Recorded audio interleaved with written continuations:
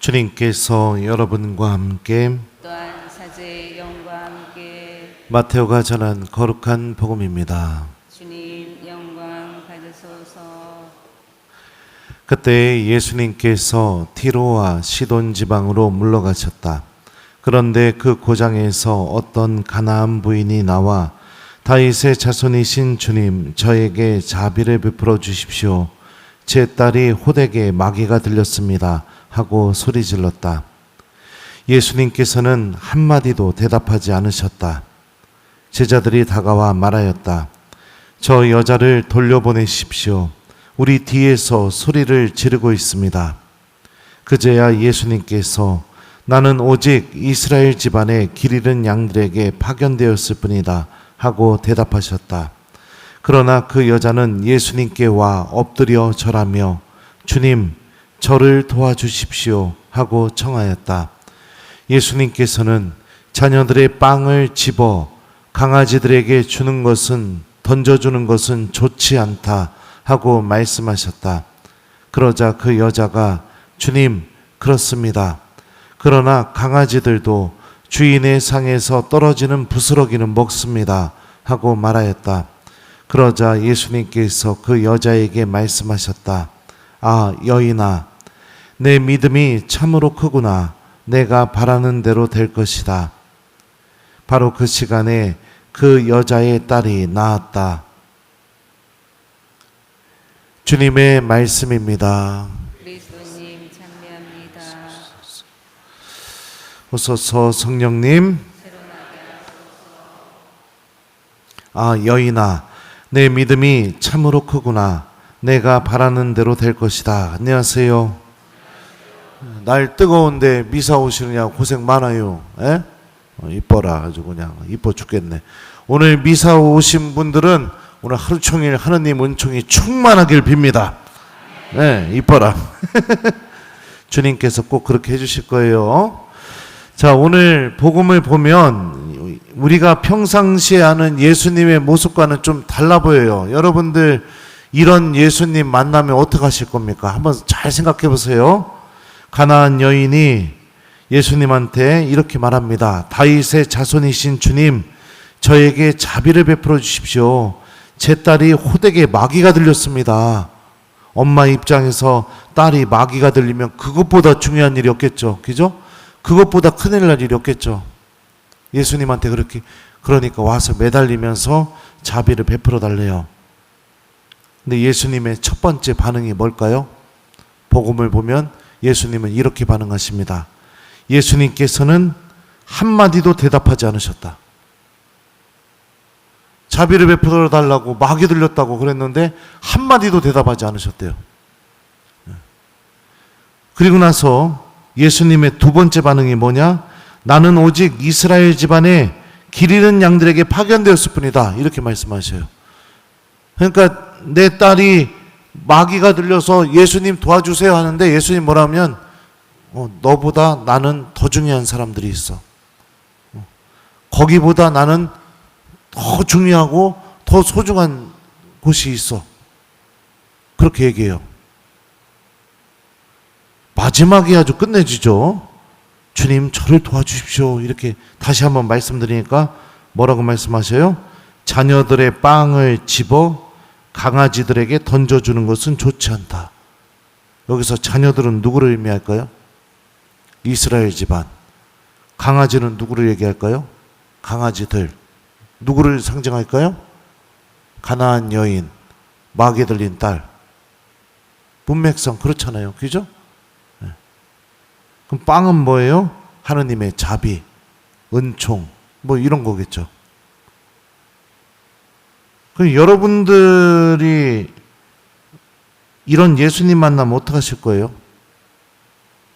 쉽게 설명을 해서 신부님, 저희 집에 오셔서 병자성사 좀 주세요. 제 아이가 너무 아파요. 근데 본당 신부님이 한마디도 대답하지 않는 거예요. 가겠다, 안 가겠다. 그래갖고 신부님, 좀 도와주세요. 그랬더니 자매님, 저는 오직 이스라엘 집안의 길 잃은 양들에게 파견되었을 뿐입니다. 그래요. 신부님 도와주세요. 그랬더니 자매님, 빵을 개들한테 주는 거는 그건 좀 올바르지 않죠. 그럼 어떡할 겁니까? 1번. 그럼에도 불구하고 신부님 끝까지 붙잡아서 도와달라고 한다. 2번.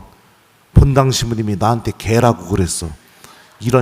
나 성당 안 나가. 기도도 안 해. 나 이런 하느님 믿지 않으니까 어떻게 사제가 나한테 개라고 그랬어. 이러고 화를 낸다 막. 몇 번이에요? 몇 번? 1번? 진짜요? 내 10년 뒤에 한번 와가지고 봐야겠네. 유혹받습니다. 우리는 많은 경우에 내가 존중받거나 중요하게 여겨지지 않거나 사랑받지 못하게 되면 유혹받는다고요. 어떤 유혹을 받아요? 신앙을 버리고 싶은 유혹. 나를 이렇게 대해? 나를? 어떻게 저럴 수가 있어? 이러면서 그냥 신앙을 던져버리고 싶은 유혹을 받는다고요. 근데 가나안 여인은 어떡합니까? 끝까지 예수님께 매달립니다. 왜 끝까지 매달렸을까요? 예수님이 자기에게 대답조차 안 해도 자기보다 더 중요한 사람들이 있다고 얘기하는 것처럼 들려도 심지어 자기를 개에 빗대어서 모욕적으로 얘기하는 것처럼 느껴져도 끝까지 예수님을 붙잡습니다. 왜 그럴까요? 예수님만은 내 딸을 고쳐주실 수 있다는 믿음이 있었으니까. 예수님만은 내 딸에게 구원을 줄 수 있다는 믿음이 있었으니까. 그 믿음 때문에 내가 어떤 대접을 받는다 하더라도 붙잡아요, 예수님을. 이게 여러분들 믿음의 모습인 거예요. 믿음은 내가 존중받고 대접받고 이러기 위해서 내가 소유하는 것이 아닙니다. 하느님만이 유일하게 나에게 주실 수 있는 것, 그게 뭐죠? 구원, 용서, 자비, 영원한 생명, 하느님 나라, 이것만을 바라보고 그분을 따르는 길 안에서 가끔은 내가 존중받지 못하는 느낌이 들어도, 가끔은 내가 중요하다고 여겨지는 것처럼 느껴지지 않는다 하더라도, 가끔은 내가 상처받고 모욕적인 막 그런 상황에 놓인다 하더라도, 참된 믿음은 그것을 바라보는 게 아니라 하느님만이 나에게 주실 수 있는 것, 그것만을 바라보고 끝까지 하느님을 놓지 않죠. 이 믿음의 모습을 갖고 있던 가나안 여인에게 예수님께서 뭐라고 말씀하셔요? 아, 여인아, 내 믿음이 참으로 크구나. 내가 바라는 대로 될 것이다. 오늘 일독서도 같은 메시지가 나옵니다. 오늘 일독서는 이스라엘의 남은 자들에 대한 구원의 기쁜 소식이 전해지고 있어요. 남은 자들이 누굴까? 이스라엘의 남은 자들. 첫 번째 1차적으로 볼 때는 바빌론의 침공으로 인해 예루살렘이 멸망하게 되고, 그리고 이스라엘 사람들이 어떻게 돼요? 바빌론으로 끌려가서 포로 생활, 유배 생활을 하게 됩니다.